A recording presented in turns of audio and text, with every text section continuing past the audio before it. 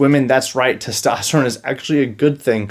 Though I know many worry about it causing masculine features, the truth is that it takes a lot to achieve that, simply because you can't produce it in the same quantities as men do. Low testosterone is caused in the majority of cases from high estrogen or high amounts of insulin. And if you've watched my videos on insulin, stress, and estrogen, you're probably thinking to yourself right now, of course it causes low testosterone because everything is connected. So when it comes to estrogen, as you've already learned, most people are living with high amounts of estrogen, whether it's from a gut problem, a liver problem, stress, or insulin. When the body senses high amounts of estrogen, it will actually downregulate testosterone because testosterone is a precursor to estrogen. So this is your body's way of trying not to make more estrogen by not making testosterone. When it comes to insulin, the relationship to testosterone is a little less direct.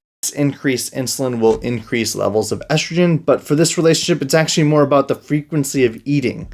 The relationship between insulin and testosterone isn't exactly clear, but what we do know is that peak testosterone release in the body is achieved during a fasted state, and peak testosterone release just happens to be achieved at the same time as when insulin release is at its lowest, which is at the 50-hour mark of a fasted state.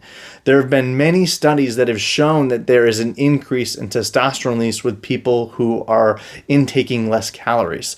This is your body's way of trying to be more efficient and to use the protein it gets to maintain muscle mass. The questions that I often get asked is, what do I eat in order to increase my testosterone? And the answer is literally nothing. I'll have a whole video on intermittent fasting, which can also be very beneficial for increasing insulin sensitivity and decreasing estrogen.